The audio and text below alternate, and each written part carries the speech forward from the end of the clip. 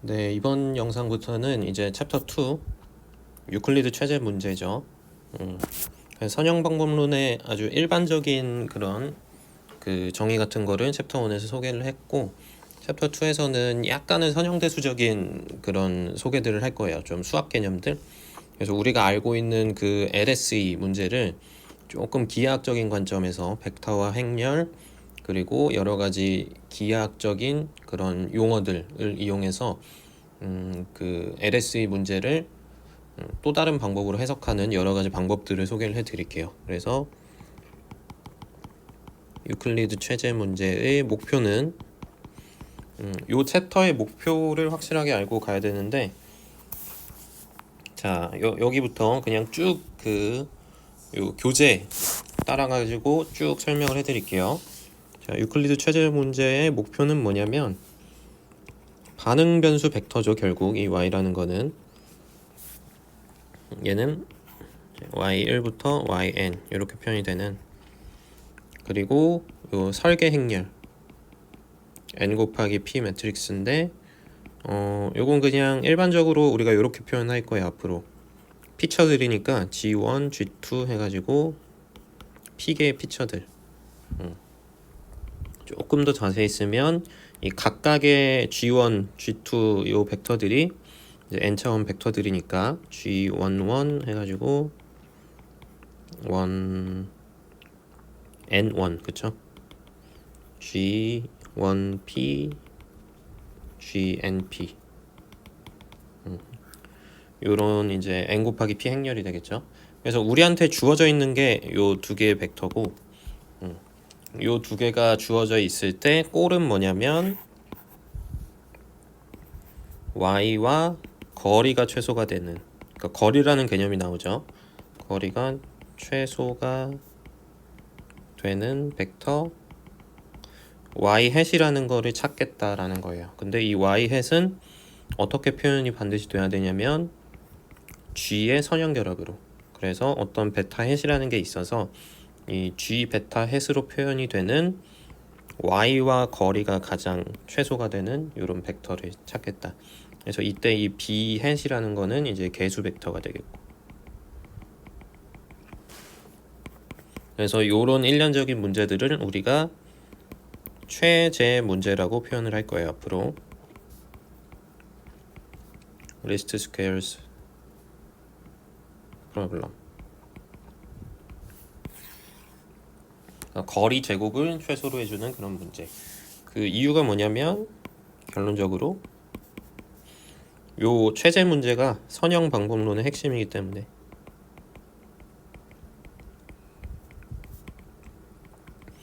자, 그래서 당분간은 우리가 뭐 물론 이제 나중에 최종적으로 회귀 분석, 우리가 알고 있었던 회귀 분석하고 요 최제 문제를 연결을 시킬 건데 헷갈릴 수 있기 때문에 잠시 그 회귀 분석은 잊어버리고 조금 수학적인 얘기를 해볼 거예요.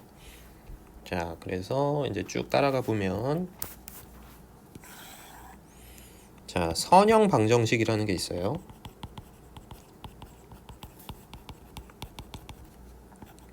우리 아마 뭐 중학교, 고등학교 때 소개가 되는 그런 개념이에요. 리니어 이퀘이션. 선형 방정식은 결론적으로 뭐냐면 뭐를 푸는 문제냐면 g 베타는 y를 푸는 문제예요.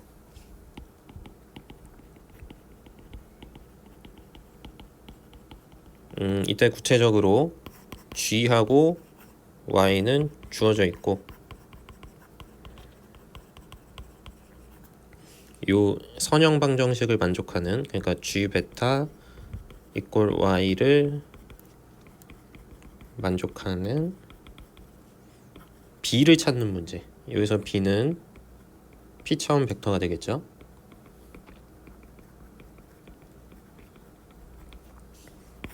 이렇게 이해를 하셔야 되고요. 선형 방정식을 푼다라는 거는 이때 이 b, 그쵸? p차원 벡터 b, 그러니까 b1 bp로 표현되는 이 p차원 벡터 b가 우리의 미지수가 된다. 그래서 이 선형 요와 같은 형태의 선형 방정식은 이제 미지수의 개수가 p개고, 자, 방정식의 개수가 몇 개? n개가 되는데, 그쵸? 근데 여기서 이제 문제가 언제 발생하냐면 n이 p보다 큰 경우 인 경우 선형 방정식의 해가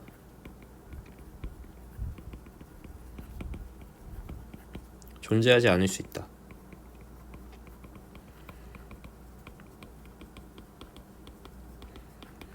이거는 어떻게 생각해보면 당연한 거예요. 우리가 2차 방정식 이런 거 풀 때 미지수의 개수가 2개고 식이 2개면 당연히 해결이 되는데 미지수의 개수보다 제한식이 더 많으면은 그 식들을 만족하는 미지수가 존재하지 않을 수 있다. 뭐 이런 얘기예요.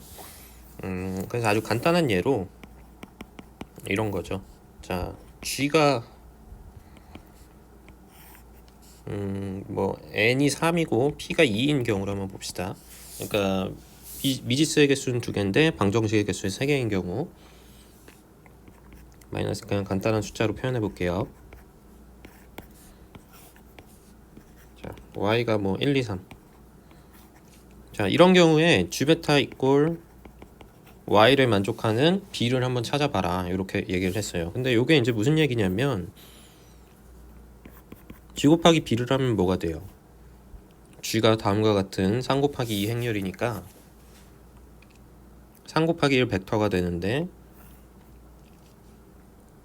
마이너스 b제로, 그러니까 조금 다시 느려서 쓰면 천천히 할게요. 마이너스 1, 3, 4, 0, 1 요 행렬 곱하기 b가 이제 b1, b2 이렇게 되죠. 이렇게 되니까 얘는 뭐가 되냐면 마이너스 b1 더하기 2b2 3b1 더하기 4b2 제로니까 b2 얘가 이퀄 y가 돼야 돼. 1, 2, 3. 그러니까 요거를 만족해야 돼요. 그러니까 두 벡터가 같으려면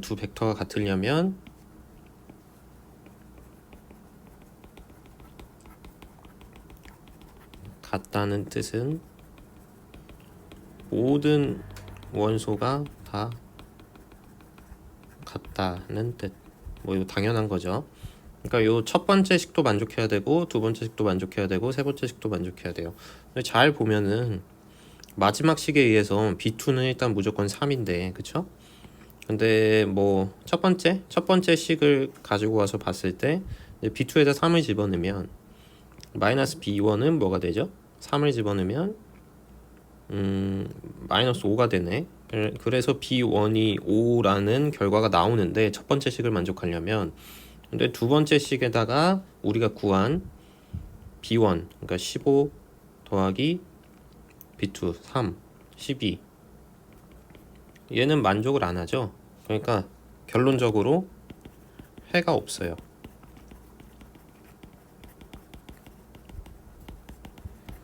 그러니까 이 GB 이꼴 Y를 만족하는 B가 존재하지 않다라는 거죠. 이 경우에는 G하고 Y가 이렇게 된 경우고 보니까 N이 P보다 큰 경우.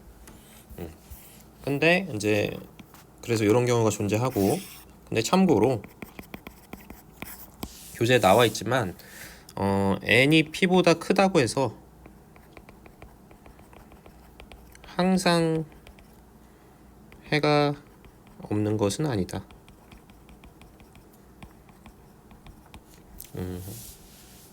어떤 경우냐면 세팅을 조금만 바꿔서 예를 들어서 G가 1, 2, 2, 4, 마이너스 1 그리고 Y가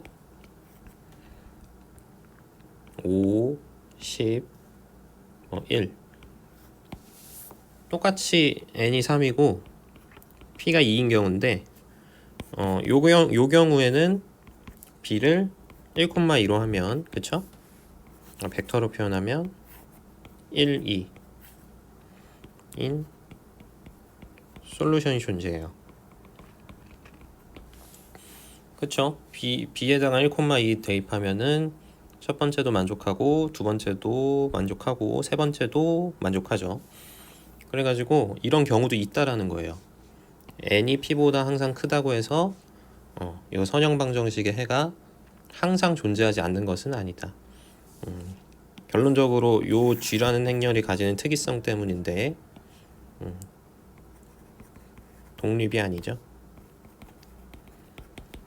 독립이 아닌 경우 에는 이런 문제가 발생하기도 한다. 그래서 이런 것도 이제 나중에 다룰 거예요. 자, 그래서 이제 요 선형방정식의 예제를 두 개를 통해서 살펴봤고, 그래서 우리의 결론이 뭐냐면 GB equal Y라는 선형방정식에 해가 존재하지 않는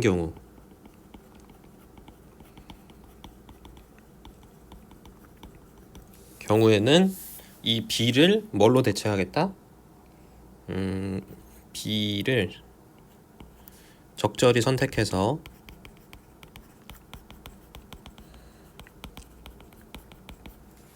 이 G 곱하기 어떤 적절히 선택된 B 햇이라는 벡터하고 Y의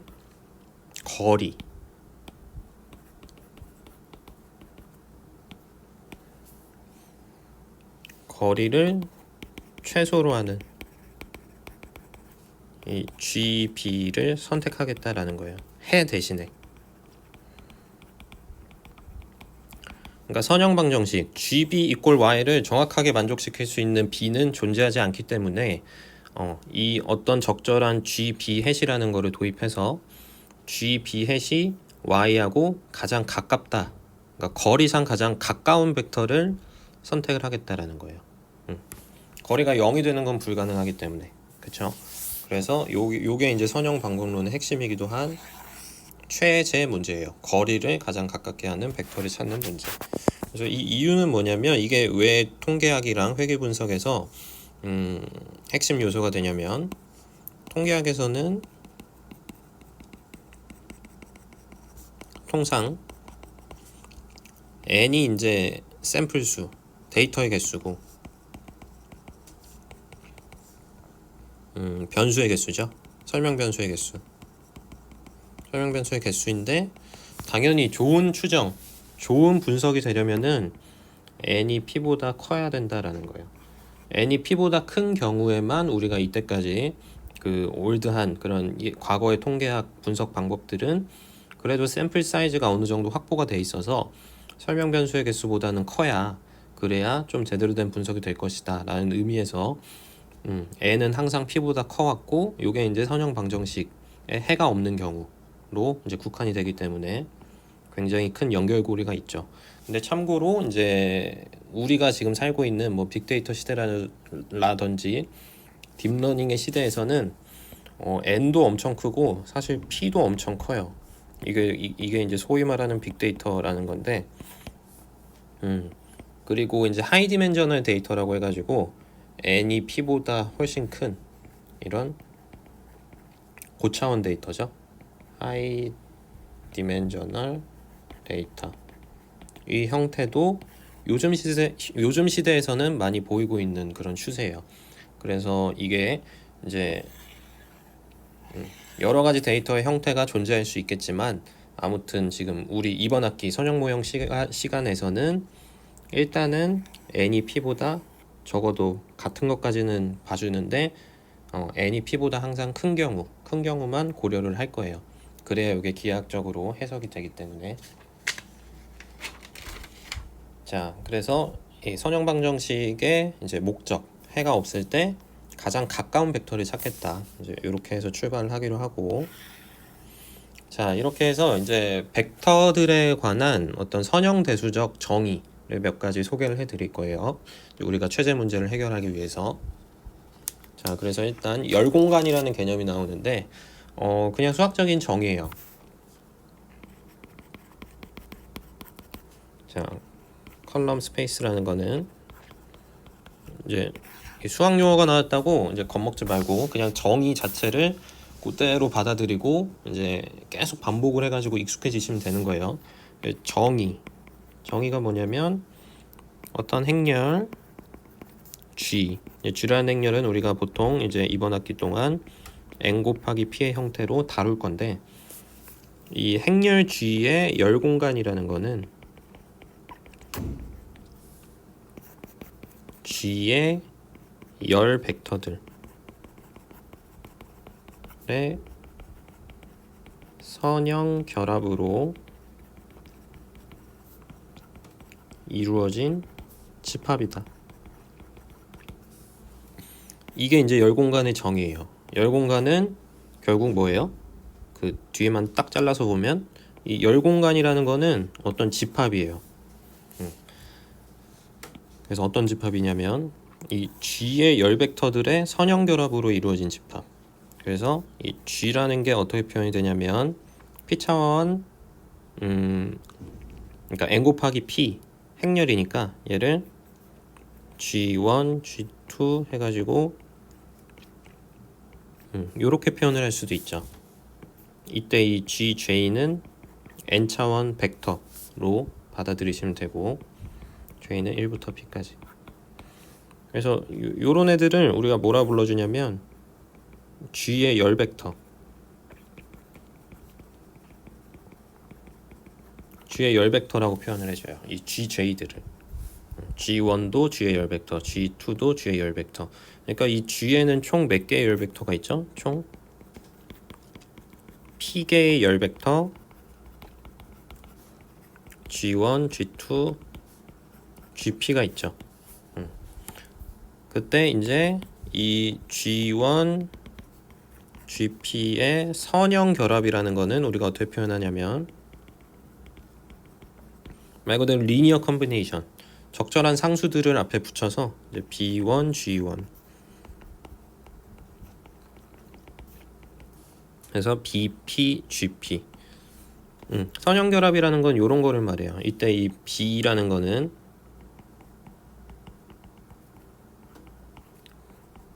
P 차원 벡터가 되죠. 그러니까 이 B는 뭐 아무 실수값이나 가져도 상관없어요. 그래서 얘를 선형 결합이라고 불러주고, 자 그러면 최종적으로 이 G의 컬럼 스페이스, 열 공간이라는 거는 어떤 S라는 집합인데, 집합이죠. 집합이니까 집합 표시를 하고, 자 정의를 그대로 따라가 보면 G의 열 벡터들의 선형 결합들을 모아놓은 집합이에요.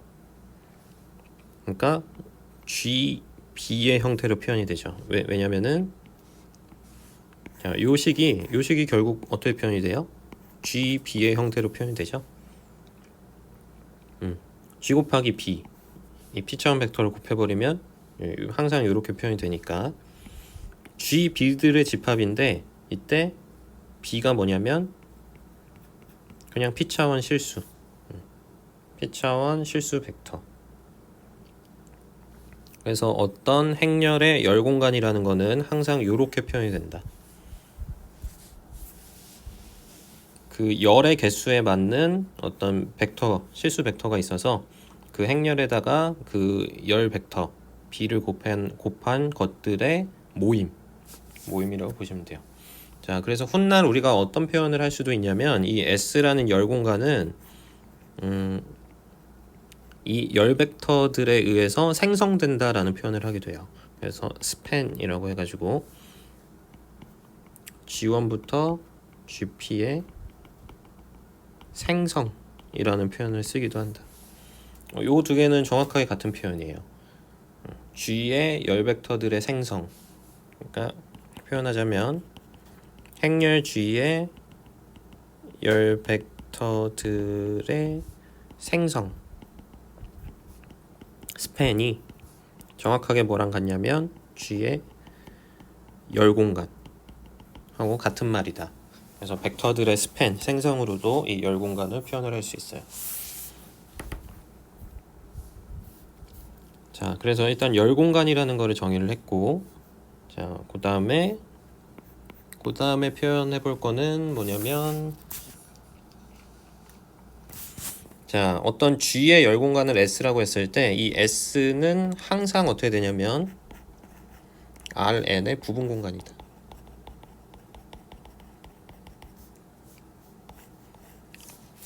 그러니까 n차원 그 공간에 속하는 부분 공간이 된다. 이 열 벡터는. 왜 그러죠? 자, S가 뭐냐면은 GB들의 집합이에요. GB들의 집합. 근데 잘 보면은 모든 GB들은 이 차원이 어떻게 되죠? G가 N 곱하기 P고, 그쵸? B가 P 곱하기 1이니까 요거 두 개를 곱하면은 얘는 항상 N차원 벡터가 되죠? 그러니까 요 열 공간에 속하는 모든 GB들은 다 N차원에 속하는 원소들이에요. 그러니까 이 공간 자체가, 이 공간 자체가 N차원 공간의 부분 공간이 될 수밖에 없겠죠? 그러니까 요런 N차원 공간이 존재하면 이 S라는 열 공간은 당연히 Rn의 부분 집합이 된다라는 거예요. 부분 공간이 된다. 왜냐하면 S에 속하는 모든 원소들, 이 GB가 N차원 벡터이기 때문에. 그래서 요렇게 요런 정리가 하나 생기고, 자, 그 다음에 예를 들어서 n이 2인 경우, 조금 기하학적으로 생각을 해보면 n이 2인 경우에 S는 어떤 애들이 될 수가 있냐면, S 자체는, 열 공간 자체는 하나의 점이 될 수도 있고요, 혹은 어떤 직선이 될 수도 있고, 혹은 어떤 플레인이 될 수도 있어요. 평면. 자, n이 2인 경우, n이 2인 경우에 참고로 R2는 뭐죠? R2는 2차원 평면이죠. 그래서 전체 공간이 2차원 평면일 때 이 어떤 어떤 행렬 G의 열 공간 X는 그 평면 자체가 될 수도 있고, 평면의 부분 집합인 선이 될 수도 있고, 더 쪼그라들면은 하나의 점이 될 수도 있다는 거예요. 간단하게 예를 들면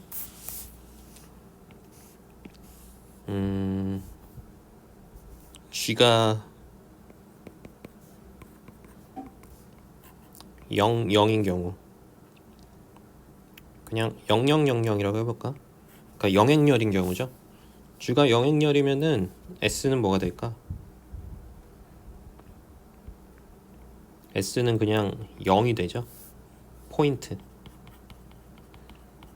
요거 한번 체크해 보시고, 정의상 왜 이게 이렇게 되는지. 그 다음에 G가 예를 들어서 가장 간단한 거 1, 0, 2, 0 뭐 이렇게 해볼까? 뭐 요런 행렬이 존재한다. 이러면은 S는 뭐가 되냐면 뭐가 될까? X값만 값을 갖는 X축이 되겠다. X축. 요 2차원 평면이 있을 때 요 S 자체가 뭐가 될 거냐면 이 X축이 곧 요 G가 요렇게 생긴 경우에 열 공간이 된다. 이것도 한번 체크해 보세요. 그리고 G가 그냥 가장 일반적인 뭐 1, 2, 3, 4 뭐 이런 애들일 때 S는 R2가 될 거야. 요렇게 세 가지 이그젠플에 대해서 한번 왜 그런지 요 정의에 근거해서 한번 체크를 해보세요.